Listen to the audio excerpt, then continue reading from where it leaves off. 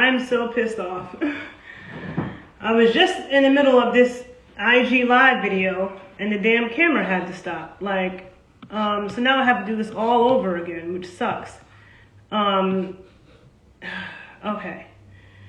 So annoying, so annoying. All right, so let me try to get this done, okay? So starting from the beginning, I just had so much good information. But starting from the beginning, hi everybody. My name is Makeda Valletta, also known as the Body Scientist, okay?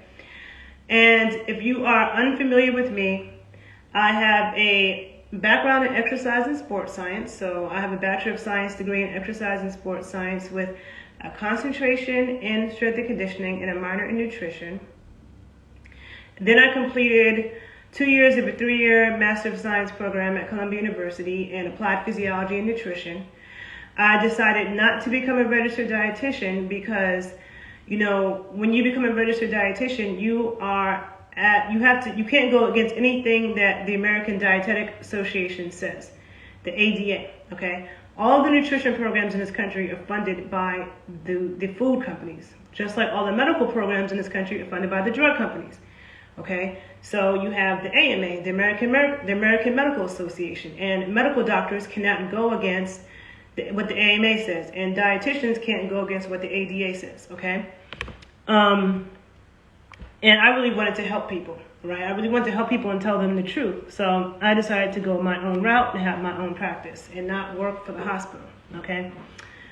And I'm also a trained doula, did that about 11 years ago. And since 2007, I've been teaching a class to women called Sensual Strength Training. And in that class, I teach women how to work with nani eggs, or also known as yoni eggs and jade eggs, vaginally to help them strengthen the vaginal muscles in the pelvic floor and get more control and just connect more. And the other part of that class is teaching women, you know, why strength training is important and how to strength train properly, and also taking dances of the African diaspora that involve hip movements to get women to connect to their hips and have more control over their hips and be fluid, which is important for women, shake off trauma, all of that, okay? And through that class, I've learned a lot as well. What else? I'm also a pole dance instructor and all those things. I'm sorry, I'm so irritated that I just said so much and the video stopped. So I'm just trying to get my train of thought back and hurry up and get this video done before I lose my light. Okay.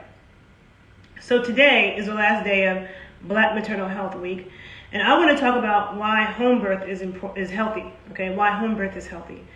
During this week and in general, people talk a lot about how many Black women die in childbirth, okay? And how it doesn't matter about our education, how much money we have, access to health care. Like, a lot of Black women are dying in childbirth. And for me, you know, I'm always the kind of person that asks why. That's one of the reasons why I went into science.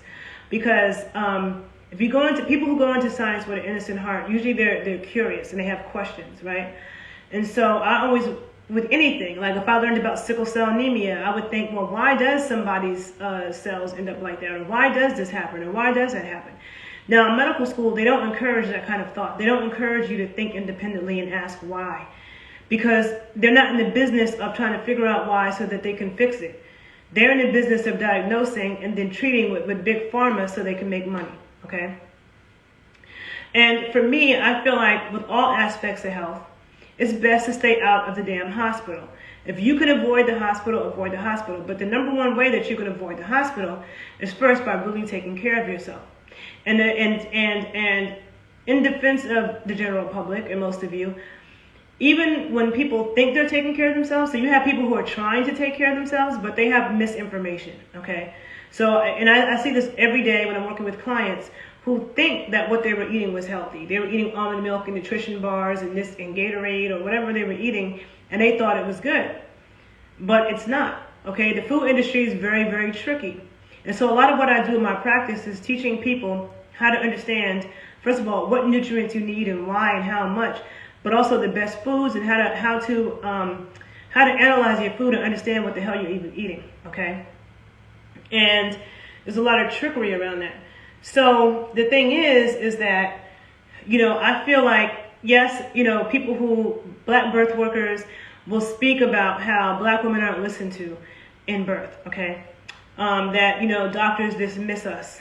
And I know that there's a lot of truth to that, okay? I know that there's a lot of truth to that. But to me, when I think about prevention, I think about how do you not end up in that situation in the first place? How do you not end up in a situation where you have preeclampsia or you might hemorrhage to death? Or how do you not end up in that situation in the first place, And number one, not being in the hospital if you don't have to be. But the women who do have to be because they have some pre-existing condition, like they're diabetic or they have preeclampsia, they got high blood pressure. Those reasons are all nutritional based, okay? And sometimes it starts from the womb, okay? So how we were brought into this world matters. And this, again, is going to go into why home birth is healthy. But it starts in the womb. So what our mothers ate when they were pregnant with us, and what we were fed as babies and growing up has everything to do as well with our health as an adult. Okay, and some of those things we can't do anything about. But then once you're grown, you want to try to eat the most nutritious foods. And vitamin A and vitamin D deficiencies are worldwide problems, especially vitamin D, but vitamin D and vitamin A work together. And people who have melanin, it's even worse, because the more melanin you have in your skin, the more sunlight you need on your skin in order to produce vitamin D, right? And so it's not, most people, even when they live in hot places, they have on too much clothes. They might have on jeans and a t-shirt. Whenever I'm in the Caribbean, South America, anywhere I've gone that's hot, people have a lot of clothes on. They're not walking around naked or damn near naked like we were when we were colonized. Before we were colonized, if you were from Southeast Asia, the Polynesian Islands, you were an indigenous person from the Caribbean and South America, Africans were walking around naked. No bras, no tops, maybe something around the waist, something little, that's it. Okay, we got lots of sun all of our body, okay? And we also ate our traditional foods. And despite what a lot of people may think, nobody was a vegan. We were omnivores. Everybody on the planet, whether they were from the rainforest, the desert, the mountains, ate local foods that were in season, okay? And there were sacred foods that men and women consumed prior to conception. It was important for men too because, the quality of a man's sperm also has to do with the health of that baby. But for the mother, it's even more important because not only is it the conception, but then it's also in the womb and breastfeeding. And a lot of birth workers or people will act like all breast milk is good and, your breast milk is the best. I mean, first of all, formula is no good, the formula you buy in the store. There is, formula that you can make homemade if you can't breastfeed. And I would tell you to look to the Weston A. Price Foundation for that information. But the formula in the store is bad, period, all of it, okay? But breast milk, the quality of it depends on the mother's diet. And so in all traditional cultures, there were sacred foods that was important for women to consume. And what were those foods? Those foods were fish eggs. Those foods were chicken eggs or any other kind of eggs. They were liver for sure. Raw dairy and blood, like the Maasai. The Maasai consume a diet mostly of raw cow's milk and cow's blood. And 6 months prior to conception, the women go on a diet of the women and the men, 6 months of just high levels of raw milk from the cows that were eating the rapidly growing grass in the spring, because that milk is going to be even higher in nutrient content, especially vitamins A and D, which is very, very important, right? Now, the things that I mentioned, the preeclampsia, the gestational diabetes, the hypertension, all of that is linked to vitamin D deficiencies. You can look that up on YouTube. There are a gazillion scientists who have long lectures where they're talking about this, okay? So vitamin D is a hormone, okay? And even if you get a lot of sun on your skin, if you're not eating cholesterol, you can't produce vitamin D because vitamin D is made from a cholesterol backbone. Okay, so if you have a low cholesterol or no cholesterol diet, your body can't synthesize vitamin D even if you are in the sun. And so I feel like, there are a lot of black midwives that I've seen and doulas who I know have good intentions, but they identify as being Afrocentric, right? But then they'll be preaching veganism. To my Africans out there, please tell me if your family were vegans, because I can tell you there were no vegans in Africa. And there were no vegans anywhere in the world. People were omnivores. We're not carnivores, we're not herbivores / vegan. We are omnivores. And there are certain groups of people that didn't eat a lot of meat, but they still ate insects. They might have ate dairy, okay? And organ meats for sure, because most of the nutrition is in the organs, not even in the flesh. When you look at animals, when they kill, they eat the organs, they leave the flesh. And people were like that all around the world were like that. Whenever I go to a Brazilian restaurant, they got chicken hearts. I go to a Peruvian restaurant, they got beef hearts. You know, you go to Mexican restaurants, the real ones, they got all kinds of organ meat tacos, okay? Most of us grew up eating liver. Now, if you're 60 and over, you probably like it, and if you're not, you probably don't. And then if you're probably 15, you probably never had liver, because a lot of people don't give liver to kids now, okay? So the fact of the matter is, most midwives, so people will say in their, you know, when they talk about how to solve this issue, this black maternal health crisis, a lot of people will say, oh, you know, we need more black doctors. But to me, that's not necessarily the answer, because they're still part of the system. And like I said, doctors can't go against what the AMA tells them. Okay. Also, doctors know nothing about nutrition, and nutrition is why everything is. Okay. Like, that's the most important, that I feel like, and what you do with your body. But I feel like that's the most important. When you're talking about physiology and why the body functions a certain way, nutrition is everything to do, because everything to do with it. So if you don't understand nutrition, you don't even understand the whys and really how to fix things. Because most health problems they're fixed through nutrition, and the cause is through poor nutrition or being exposed to certain toxins, okay? And so doctors don't have that knowledge, okay? Except maybe a few, okay? There are a few who, even whose books who I post, but they took it upon themselves to really wake up. Like, first of all, one book I recommend everybody read is this book, Nutrition and Physical Degeneration by Weston A. Price. Okay, he was an American dentist that went around the world in the 1930s to a lot of remote places in Africa, in the Americas, in Europe. I think he went to Asia. A lot of remote places that people hadn't really been, and where they just started getting roads and processed foods, and some people did it. And he documented the health just one generation after eating the white man's foods. And he was a white man, and those things were flour, vegetable oil, and sugar. Okay, and he showed the difference in health just in one generation from eating those foods. Then he looked at the traditional foods that they ate. He took them to the laboratory and analyzed them for nutrient content, and found that they were consuming way more vitamin A, way more vitamin D, way more vitamin K, way more saturated fats, way more cholesterol than we are even told that we need, right? And these women were giving birth with ease. When you look at birth anthropology around the world, you find many examples of women giving birth with ease, of Native American women giving birth at night by themselves with no help, and just introducing the baby to the man the next morning, of African women just working, doing physical labor, and then going over and squatting and letting the baby out in a little hole in the ground, and then picking the baby up, putting them on her, and going right back to work, like she just went to the bathroom. There are a lot of examples of that, okay? And birth around the world varied a lot of ways. Sometimes women had help from the community, like supporting them and holding them up, and that was like the most help, unless it was like a really complicated situation, which if you look at birth anthropology, that was very rare for women to have these complicated situations, okay? Now, with the midwives, if a midwife, from my, observations, I don't find many midwives that really give that much nutrition advice. Now, granted, in their defense, they're not nutritionists, right? And I think that it's really important for people to understand the importance of staying in their lane.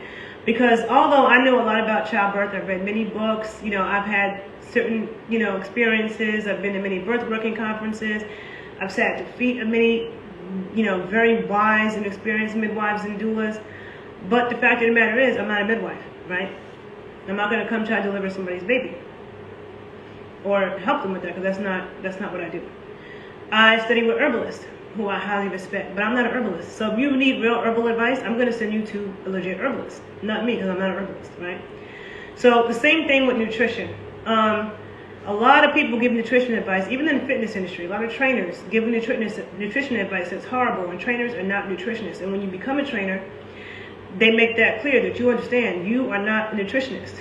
But still, trainers give nutrition advice and people go to their trainers for nutrition advice. Now, I'm a trainer who can give nutrition advice because I have a background in it and I am a certified sports nutritionist, right? But you have to be careful with this. So a lot of midwives, I see, a lot of black midwives who will be preaching veganism, and they're supposed to be Afrocentric. But there are no vegans in Africa, okay? Just talk to Africans. For some reason, I have a lot of African friends, and for some reason they don't speak up publicly like that. Like, there are a lot of black people in America, or in the Americas, who will be preaching this veganism thing under Afrocentrism. And I've known many Africans who've said something to me about it, but they never speak up publicly. So to my African group, please tell me, was your mother eating a vegan diet when she was pregnant with you? Do the people in your culture eat a vegan diet? Do the long-living people? I'm sure they don't. Okay? Now, not all people ate a lot of meat. Some people ate a lot of insects, but they ate animal foods. Now, the most potent sources of vitamin A and D are foods that are demonized. There is no vitamin A and D in plant foods. Okay, there isn't. There's beta carotene in plant foods, but beta carotene is not true vitamin A. I did a whole YouTube video on vitamin A, so I won't get super into that. You can check out that video on vitamin A. It's also on my IG page. And I've done 2 on vitamin D. So I go more into depth of the science. But true vitamin A is called retinol. Okay, not beta carotene. Beta carotene can be converted into true vitamin A, but you need a lot of saturated fat, and mostly long chain saturated fat, which is the saturated fat from animals. So hence you see people eating bananas and cream, strawberries and cream, peaches and cream, spinach cooked in butter, yams smothered in butter.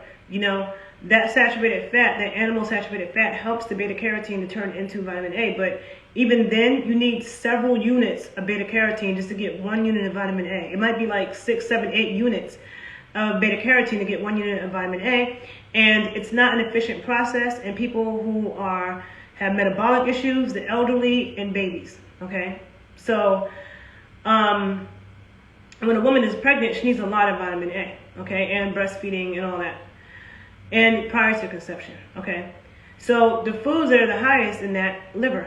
Okay, liver is a food that I feel like if you are over 30, you definitely had as a kid and probably didn't like. If you were over 60, okay, you probably do like liver. A lot of older people do like liver. Liver is a sacred food, and all cultures highly valued it. I feel like kids nowadays, if they're 15, they probably never had liver, because a lot of people have moved away from these traditional foods. So liver, very, very good source of vitamin A and D, because they both need each other. For every unit of vitamin D, you need a unit of vitamin A, which is why you do not want to take vitamin D as a supplement, okay? And see, I'm just remembering things that I said, because I told you I did this video already and the camera stopped, so I had to do it again. So now I'm remembering things I said before that I should have said this video prior to getting to where I got to. So I just want to say really quickly that, in my studying science, I have long seen that modern science, Western science, does not confirm anything that indigenous people didn't already know. We are not smarter than the people that came before us, and we are not healthier than the people that came before us. They tell us lies that people are living longer now than we ever have been. That's a lie, okay? And this book right here, the Bible of it all, will prove it, okay? Just get this book. Now, if you look at archaeological evidence and stuff like that, no, we're not living longer than we ever have before. We're actually sicker than we ever have been, and have more health problems. And the kids now, they all got allergies, they got asthma, they got attention problems, they got, all these issues, That's not normal, okay? And the fact of the matter is, like when women get pregnant, a lot of times, I already said the name of the book already. That was the second time I showed it. So when this video ends, you can go back and you can see it, because it's also on my IG page, but I've said it twice already. Nutrition and physical degeneration. So the thing is I'm trying to keep much. So indigenous people didn't know that liver was high in vitamin A and D, or but they didn't have a laboratory to go and see what these vitamins are and stuff. But they ate liver, fish eggs, raw dairy. All those things are high in vitamin A and D.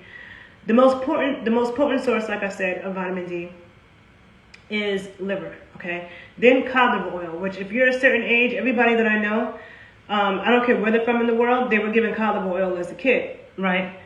And so cod liver oil is also a very, very potent source of balanced vitamin A and vitamin D. You want to get it from nature and not from a pill bottle, because well, hold on, let me come back to that. Let me go back. Let me finish with the list of foods. So liver, cod liver oil, pork fat, lard, okay? And it's a lie that pork is bad for you, okay? Pork is bad if you're getting it from the commercial food industry. All food from the commercial food industry is bad. That includes the green leafy vegetables and the fruits and vegetables, and everything from the commercial food industry is bad. So if you follow my work, you know I am not ever talking about food from the commercial food industry. It's all poison. So when I'm talking about pork, I'm talking about pork that comes from a farm. Healthy pigs, okay? Pigs that came from pasture-raised pigs, okay? Pork fat and lard is high in vitamin A and D, okay? And it's also high in oleic acid, which is the same thing that's in olive oil, okay? And lard is a traditional fat. For Afro-Americans, we fried chicken in it, made biscuits in it. Mexicans made tortillas in it. The Okinawa in Japan, who are the longest living, healthiest people in the world, cook with lard every day. Lots of pork broth. Go to a Japanese ramen restaurant. All they have is pork broth, okay? Everybody in the world ate pork except Muslim countries, you know. But other than that, most people in the world ate pork. And that's one thing I loved about Anthony Bourdain when he traveled around. Everybody gave him pork unless he was in a Muslim country. The Polynesians, you know, they love it in Korea, in Japan, in all the European countries. In Spain, they act like nothing else exists but ham in Spain. Like, damn, you know what I'm saying? So anyhow, Italians, I mean, we can go on and on. You go to Mexico, you know, Jamaicans, Haitians, everybody eats pork. And when I went to Haiti, Haiti is the place where I started eating pork again, because I grew up eating pork. Then I believed the little pork propaganda for some years.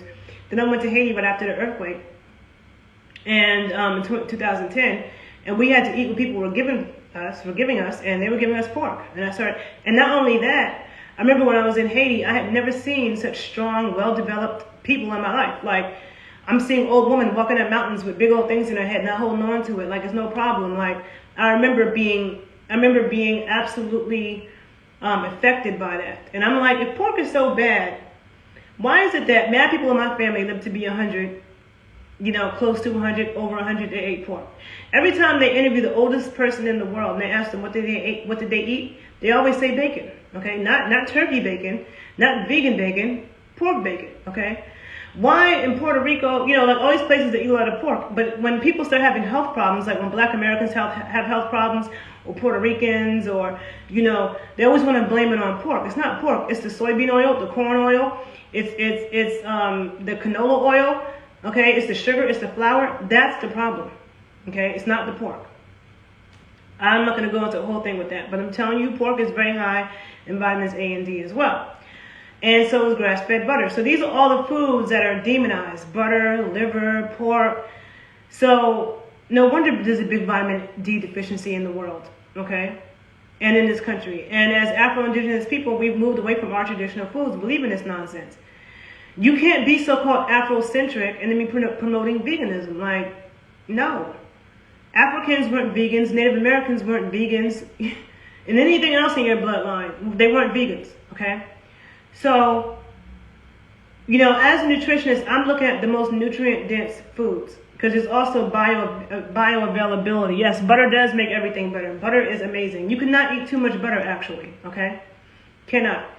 And I feel like midwives, OBGYNs, they're not really talking about nutrition with their clients, and when they do, it's like, oh, take the prenatal vitamin and eat your green leafy vegetables, right? But green leafy vegetables are like the least important thing, because think about it.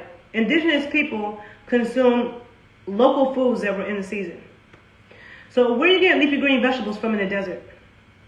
Where are you getting leafy green vegetables from in the north, in the winter? There's only certain parts of the world and certain seasons when that's even in season. But because of the commercial food industry, we can get spinach in January in New York. You know what I'm saying? Or in California in the desert, where spinach doesn't even grow. Okay, because you're in a damn desert. So indigenous people had to eat local foods, what was around them.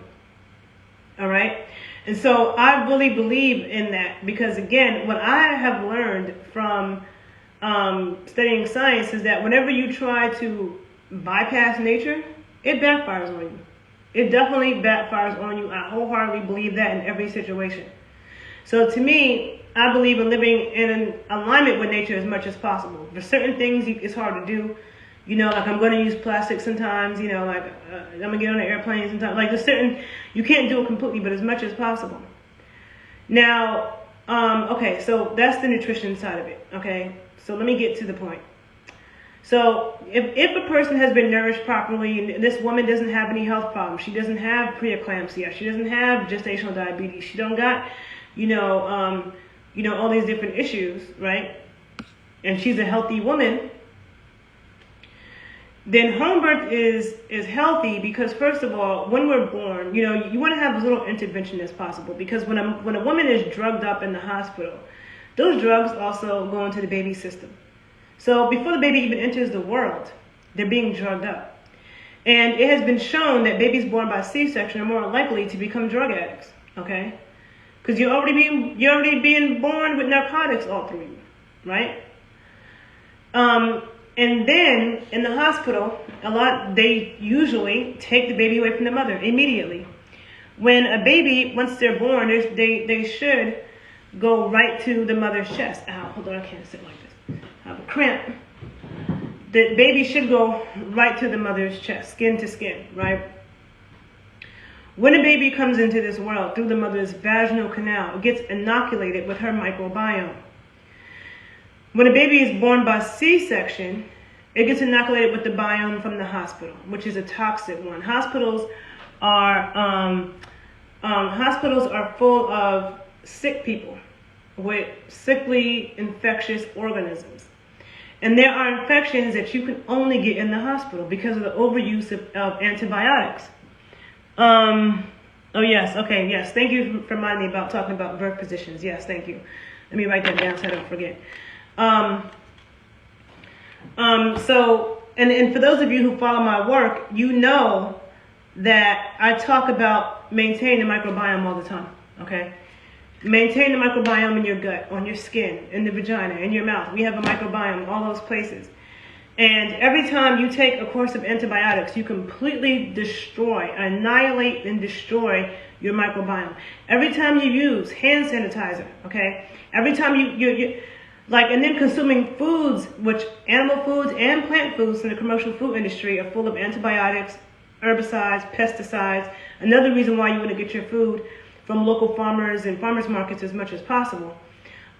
Because commercial food industry food is full of antibiotics. So then you're dousing yourself with that stuff every day, all day. That also destroys your microbiome. So if you're not making a conscious effort to protect your microbiome and build it by eating fermented foods, that could be fermented fruits and vegetables, or it could be fermented dairy like yogurts and sour creams and kefir, okay? If you're not making a concerted effort to do that, trust and believe you have intestinal dysbiosis, which is an imbalance of good and bad bacteria. And I have a few YouTube videos where I talk about that. So check those out. I won't get too deep into it.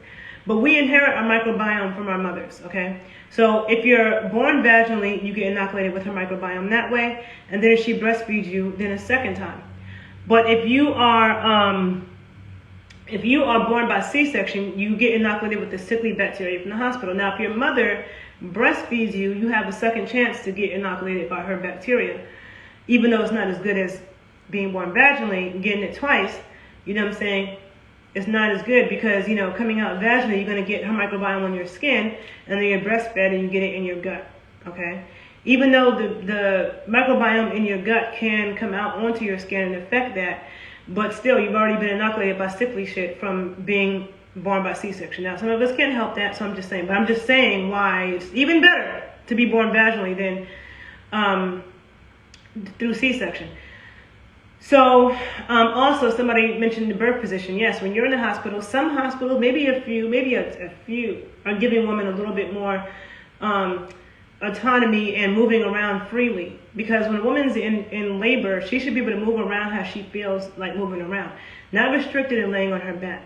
Okay, childbirth, okay, is like going to the bathroom, like, or if you have diarrhea, or if you feel like you have to throw up, you don't need somebody to coach you.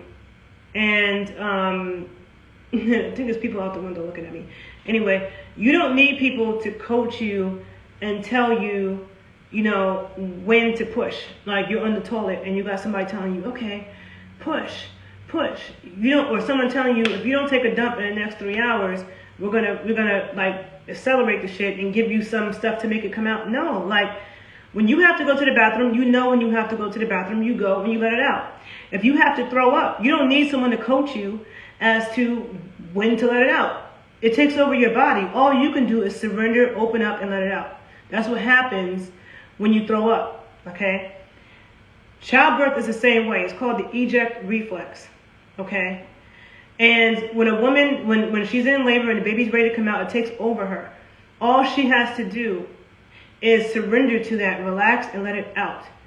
When you're in a hospital and they want to put you on a time schedule, start stressing you out, rushing you, overly examining you, sticking their fingers in your vagina to find out if you've dilated, like that's going to make a lot of women close up, and especially women who might have been sexually assaulted, right?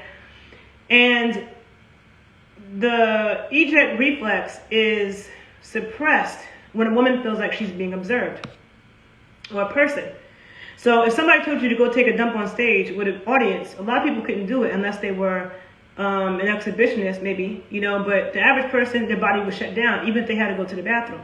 Peeing is the same thing. If there's a circle of people and they say go in the middle and pee, you might think you can do it, but if you try to do it, a lot of people, their body shuts down.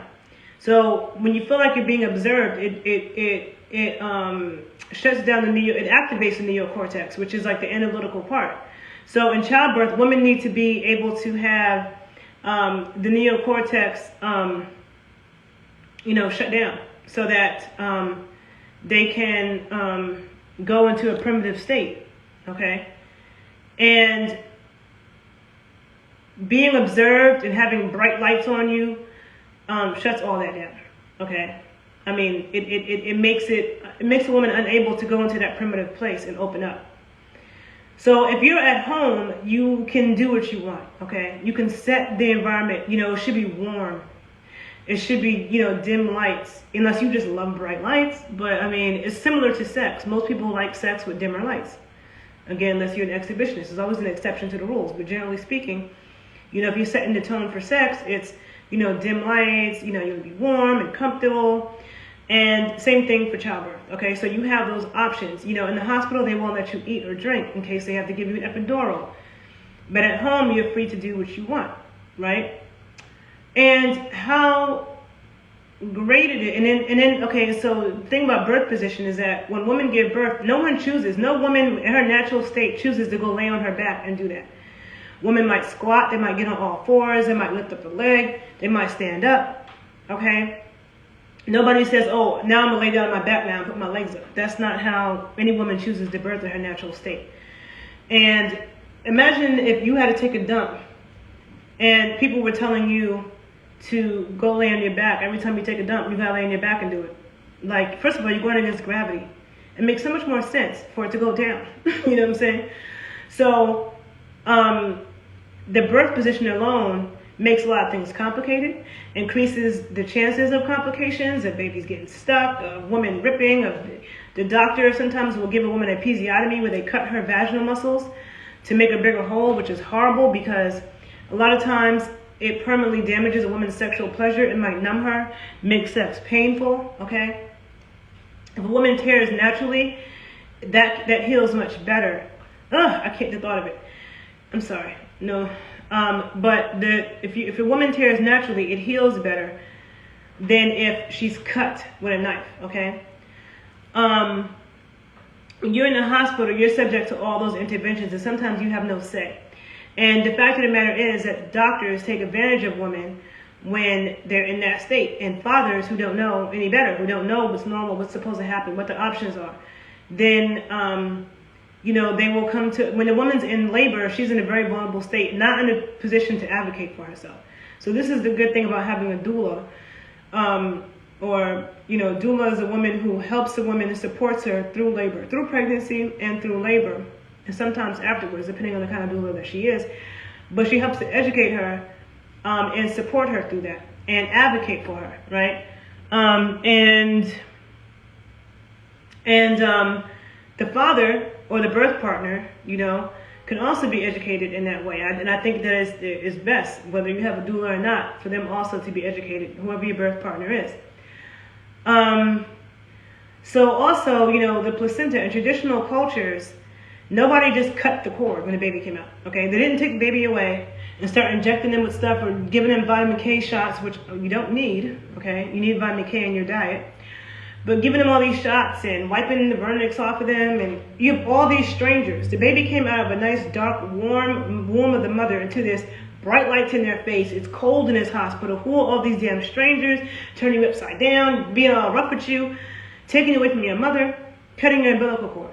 Now, that's a problem because no traditional culture did that. Sometimes they might leave it on until it fell off naturally or wait for hours later. They waited a while. All the blood can drain into the baby. It's very important when, in preventing anemia and other blood issues and breathing issues is letting that cord blood completely drain into the baby. But in the hospital, clip immediately, right? And then a lot of times if the father is there, they have the father do it. Now, what is that saying symbolically to that family to have the father cutting the cord? No, okay? Now, also in traditional cultures, the placenta was viewed as being sacred, and people either buried it someplace, like it was called the tree of life, so they might have buried it on ancestral land by a tree. Or some cultures consumed the placenta. Sometimes it wasn't just the mother, it could have been the family, right? But the placenta was looked at as having its own spirit, okay, being the twin of the baby, being alive. And it was regarded sacredly. And the thinking was, if, your placenta is buried in your ancestral land, your placenta is buried in this land, nobody can ever tell you you don't belong someplace or that you don't belong here. This is, you know what I'm saying? So there was a lot of symbolism and sacredness in that. When you birth in the hospital, they take the placenta. It is their property. They a lot of times throw it away in the incinerator. You can't even get it back if you wanted to, in most cases, like probably 99%. Okay? So the benefits, to home birth is that, you have the flow of oxytocin and hormones the way that they're supposed to. Because adrenaline, a woman feeling stressed out, like she's being observed, like she's being stressed, that suppresses oxytocin. And oxytocin is the binding hormone that, first of all, the bonding hormone, but it also is responsible for the woman's uterus opening up, for her cervix opening up for that baby to come out. It's responsible for the letdown of milk and the bonding with the baby. So adrenaline suppresses that. So you're in the hospital, all this adrenaline, it can suppress those things.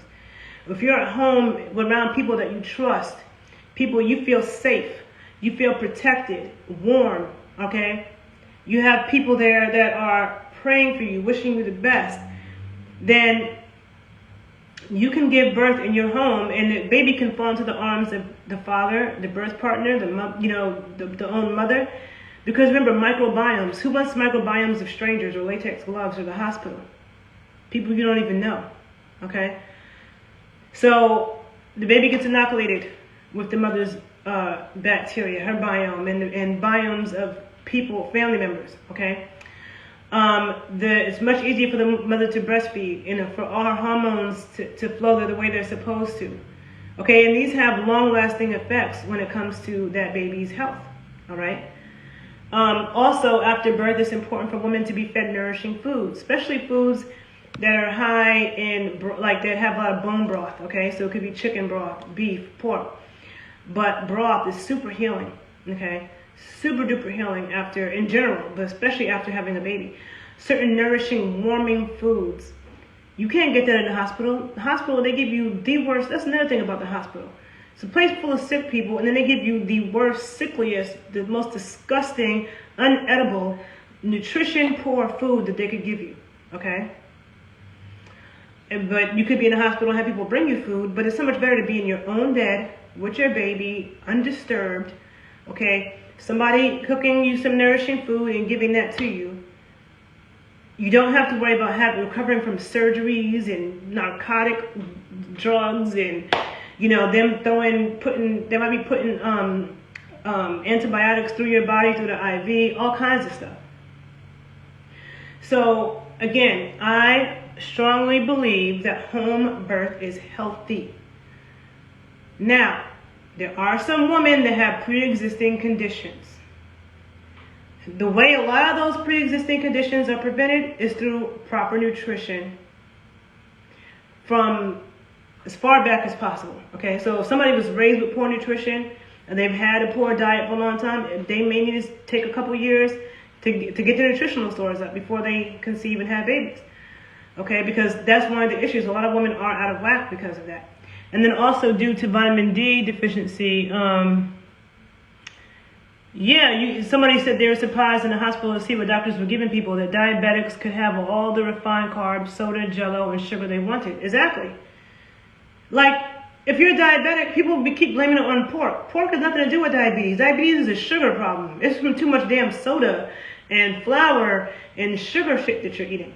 And same thing with cancer. Sugar feeds cancer cells. But you go to the cancer ward, they're giving the kids, all that stuff. No bueno. They don't give you nutritious food in the hospital at all. Okay? And then, like after, a woman has a baby, right after birth, she needs to be, there's aftercare of baby being massaged, being kept warm, given nourishing foods. All of that is possible in the house. Okay?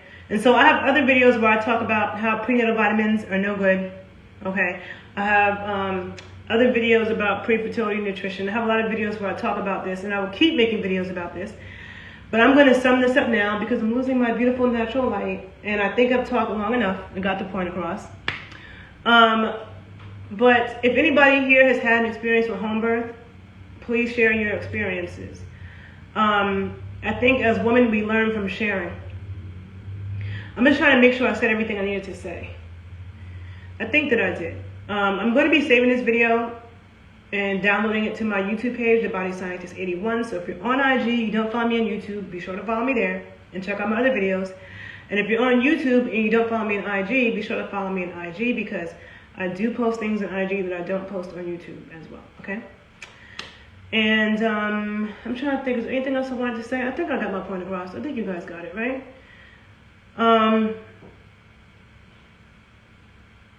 Have a beautiful day, everybody. Thanks for listening. Bye.